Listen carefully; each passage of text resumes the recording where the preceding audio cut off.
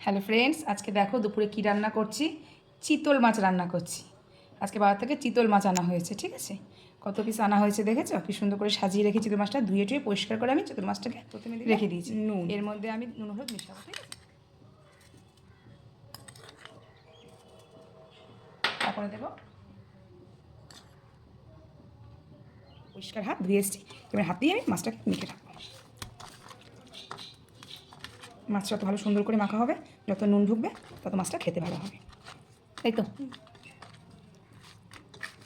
সুন্দর করে মাছটাকে নিচে মেখে রাখছি। একটা একটা করে মাছকে মেখেছি। মাছ আমি ধুয়ে জল ঝরিয়ে রেখে দিয়েছি সুন্দর করে। এবার মাখবো। এই যে আমি একটা একটা মাছকে ধরে ধরে নুন হলুদ মাখাচ্ছি। মাখিয়ে এবার মাছটা আমি 10 মিনিটের জন্য রেখে দেবো। এই দেখো, প্রথমে আমি কড়াই বসিয়ে দিলাম। আজকে আমি এখন রান্না করব চিতল মাছের কালিয়া, ঠিক আছে। এই কড়াই বসিয়ে দিয়েছি। এবার আমি গ্যাসটা জ্বালিয়ে দিলাম। কড়াইতে তেল দিয়ে দেবো, ঠিক আছে। তেল দিয়ে দিচ্ছি না, তেল দিলে ফাটে না। এই যে কড়াইতে আমি তেল দিয়ে দিলাম। এবার তেলটা একটু গরম হতে দেবো, ঠিক আছে। গরম না হলে মাছ দিলে মাছ লেগে যাবে। এবার আজকে বন্ধুরা তোমাদের একটা ইউনিক কথা বলবো। এবার তোমরা তো জানো আমার ইউনিক বলে কোনো কথা নেই, তোমরা জানো। এবার আমি এই তেলটা গরম হতে হতে, তেলটা গরম হোক, দেখো তেলটা কিন্তু এখন গরম হয়নি, ঠিক আছে। তেলটা গরম হোক, এর মধ্যে একটা জিনিস আমি তোমার ফ্লেমটা আমি কিন্তু কমিয়ে দিয়েছি, দিয়ে একটুখানি ময়দা বা আটা দিয়ে দেবো, ঠিক আছে। তাহলে কি হবে, আমি যখন মাছটা ভাজবো কোনো মাছই কখনো মানে কড়াইতে লেগে যায় না, যা লাগবে না, ঠিক আছে। এরকম খাতা লাগবে, পরে দেখবে তাহলে ঠিক চলে আসবে। এটা কিন্তু গরমই রয়েছে। আমি গ্যাস ফ্লেমটা সঙ্গে সঙ্গে দিলে ময়দাটা পুড়ে যেত। তোমরা সবাই দেখেছো আমি কতগুলো মাছ ধুয়েছি, হ্যাঁ। কিন্তু আমি রান্না করবো কিন্তু এই কয়টা মাছ, মানে 4 পিস মাছ।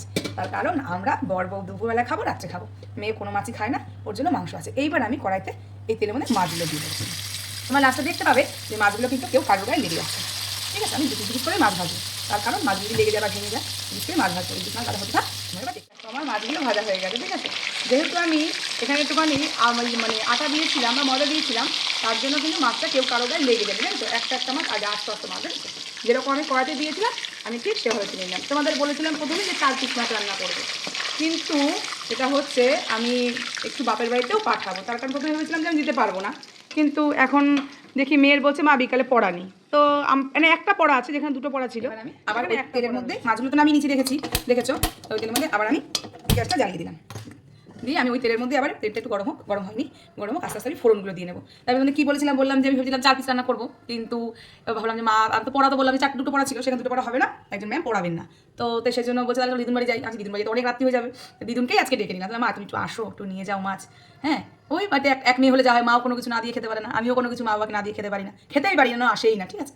সেজন্য দেখো গল্প করতে করতে কিন্তু মনে হয় কড়াইটা গরম হয়ে গেছে। বেশি গরম হয়নি, শীতকাল তো গরম হতেও সময় লাগে, বেশি গরম হয়নি। তাও আমি কড়াইয়ের মধ্যে আস্তে আস্তে ফোড়নগুলো দিতে থাকি, হ্যাঁ। এই যে প্রথমে দিলাম আমি শুকনো লঙ্কা ফোড়ন দিলাম, শুকনো লঙ্কা ফোড়ন দিলাম। তেল গরম হয়নি এখন, আমার তেল অনেকটাই ছিল মাছ ভাজা, আমি কমিয়ে দিয়েছি, ঠিক আছে। অল্প তেল দিয়ে তো মাছ লেগে যায়, কড়াইটা এখন গরম হয়নি। আমি এবার দিয়ে দেবো একটু এলাচ আর দারচিনি ফোড়ন, ঠিক আছে। দিয়ে একটু নাড়িয়ে নেব। আমি গ্যাসটা একটু সিম করেই দিলাম, তাহলে মশলা পুড়ে যাবে। এবার আমি দিয়ে দেবো পেঁয়াজ বাটা। পেঁয়াজটা আমি সেদ্ধ করে বেটে নিয়েছি, ঠিক আছে। কাঁচাও বেটে দেওয়া যায়, একটা গন্ধ হয়, আমি সেদ্ধ করে বেটে নিয়েছি। আমি কিন্তু দুটো মাছ বেশি মাছ করবো তো, দুটো মাঝে মাঝে পেঁয়াজ দিয়ে ফেলি, ঠিক আছে। পেঁয়াজটা আমি ভাজা ভাজা করে নিই,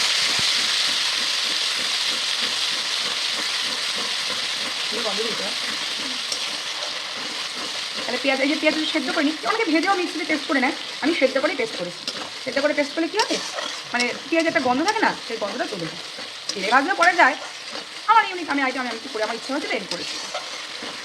না করেও করতে পারি, এমনিও পেঁয়াজ কাঁচা পেঁয়াজও পেস্ট করে বাড়তে পারি। এবার দেখো পেঁয়াজটা আমি একটু ভাজা ভাজা করলাম, হ্যাঁ। তেলটা থাকতে শুরু করেছে, তার মধ্যে আমি দিয়ে দেবো এর মধ্যে রসুন বাটা, এক চামচ রসুন বাটা। তারপর দিয়ে দেবো এর মধ্যে আমি আদা বাটা।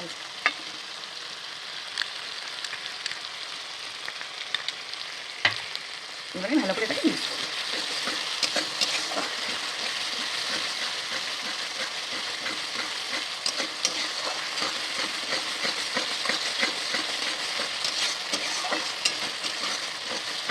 পাঁচ মিনিট তেল ছাড়ছে, ঠিক আছে। তেল দিয়ে কাঁচা গন্ধটা আস্তে আস্তে চলে যাচ্ছে। এর মধ্যে আমি দিয়ে দেবো টমেটো পিউরি।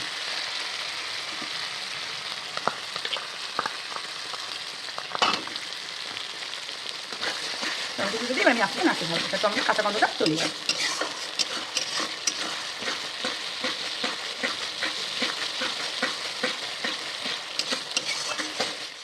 এবার আমি ঢাকনা খুলে নিই। দেখো কি সুন্দর তরকারি থেকে তেল বেরিয়ে গেছে, ঠিক আছে, মশলা থেকে তেল বেরিয়ে গেছে। এবার আমি এর মধ্যে আস্তে আস্তে দিয়ে দেবো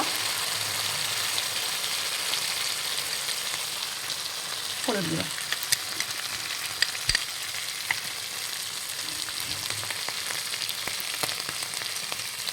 নুন, তারপর দেবো এই যে শুকনো লঙ্কা বেটে নিয়েছি, এই শুকনো লঙ্কা বাটাটাই আমি দেবো, বেটে নিই লঙ্কা দিয়ে দিলাম, দিয়ে আবার ভালো করে মিক্স করে নিই। এবার আমি এই মশলাগুলো দেওয়ার পরে এবার দিয়ে দেবো ধনের গুঁড়ো, এই যে ধনের গুঁড়ো, এক চামচ করে ধনের গুঁড়ো দিয়েছি, দিয়ে আমি আবার ভালো করে মশলাটাকে মিক্স করব। এবার দেবো, যেহেতু শুকনো লঙ্কা বাটা দিচ্ছি তো তরকারিটা ততটা লাল হবে না, ঠিক আছে। এবার আমি দেবো একটু কাশ্মীরি লঙ্কার গুঁড়ো, মানে একটু লাল হওয়ার জন্য।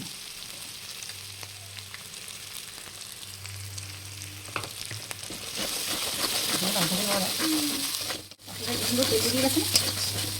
এবার আমি মশলাটা দিয়ে দেবো একটু, এখানে আছে তোমার কাজু বাদাম বাটা, আর আছে চাল মগজ বাটা। আমি ভালো করে মশলাটা কষিয়ে নিচ্ছি।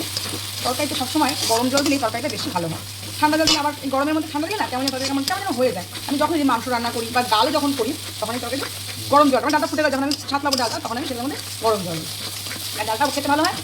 এমনি মাংসটা কষানো হয়ে গেল তবে যদি গরম জল দাও তো তরকারিটা খেতে ভালো হয়। যত তরকারি ভালো করে নাড়াবে মশলা, যত মশলা ভালো করে নাড়াবে, যত ভালো ভাজা ভাজাবে তত তরকারিটা বেশি টেস্ট হবে। প্রায় তরকারিটা হয়ে গেছে, দেখো তেলও বেরিয়ে গেছে, অনেকক্ষণ আগেই হয়ে গেছে।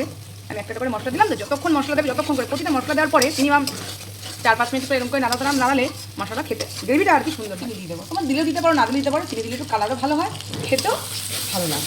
দিয়ে আবার চিনিটা দিয়ে একটু ভালো করে মিক্স করে এবার আমি গরম জল দিয়ে দেবো, ঠিক আছে। যেহেতু বেশি ঝোল ঝোল করবো না তার জন্য বেশি আমি জল দেবো, আর গ্রেভি থাকবে এটা, ঠিক আছে। তা একটু ফুটলে আমি মাছগুলো দিয়ে দেবো। 4-5 মিনিট হয়ে গেছে, এটা ঝোলটা বেশ সুন্দর ফুটে গেছে, গ্রেভি হয়ে গেছে। এবার আমি এর মধ্যে একে একে ভেজে রাখা মাছগুলো দিয়ে দেবো।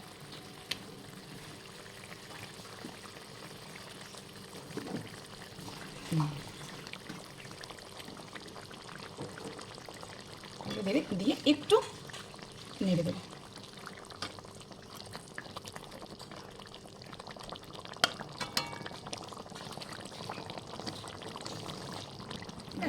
আমি নুন তো আগেই দিয়ে দিয়েছিলাম, ওটা প্রায় হয়েই গেছে।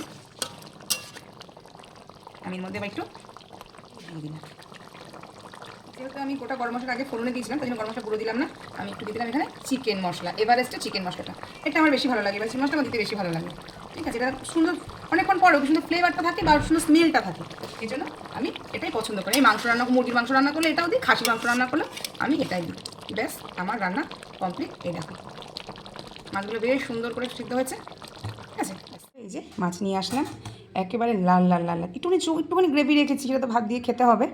মাছ রান্না কমপ্লিট। তোমরা দেখো কার কার ভালো লাগছে আমাকে একটুখানি কমেন্টে জানিয়ে যে রান্নাটা কেমন লাগলো। খাওয়াতে তো পারবো না বন্ধুরা, আমার বাড়িতে যদি আসতো তাহলে আমি তোমাদের রান্না করে আবার খাওয়াতে পারতাম।